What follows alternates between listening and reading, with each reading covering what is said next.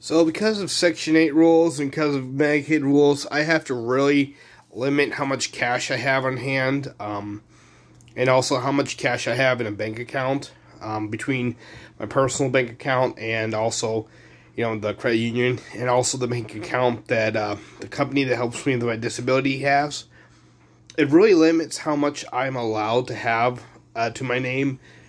The exception is if I have more than that, it goes into a trust, which if you don't have a disability, the trust will go to the government if something happens to you.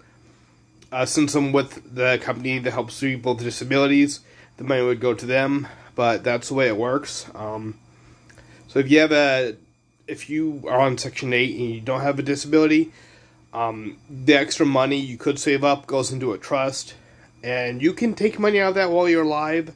You can write a check for someplace for a purchase, but if something happens to you, it goes straight to the government. So that's the way Section 8 works.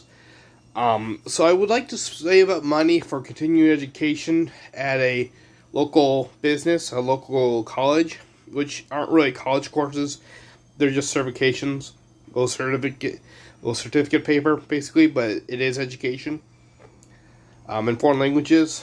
But they're like $130 to $200 each, and I like to just start accumulating the money in a jar like this, a couple jars, where it's like, okay, this jar's for this class, this jar's for this class, this jar's for this class, but I can only have I cannot meet or exceed $250 in cash on my person at any given time. So that really limits what I can do on my own. The exception is, I can go ahead and give it to the people that manage my money, but then again, that between them and the bank account that I own, it can only be up to $2,100, and then it can go over, but that can cause all kinds of problems. So, honestly, the best thing I could probably do is save up money into that jar up to a certain amount, which I will not disclose, but save up money in that jar to a certain amount, and then give it to those people that help me with the disability. Basically write down how much I've saved up for that particular class for my own records, and give it to the people who handle my disability, handle my money, and say, this is for this class, can we set aside for this? And they'll say yes or no.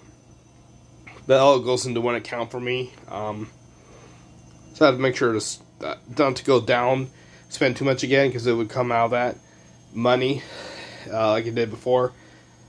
But I need to save up like so much amount of money in that jar as a reminder. Give it to them and just write down how much I've saved for that. Write it down on a piece of paper, hang it on my fridge.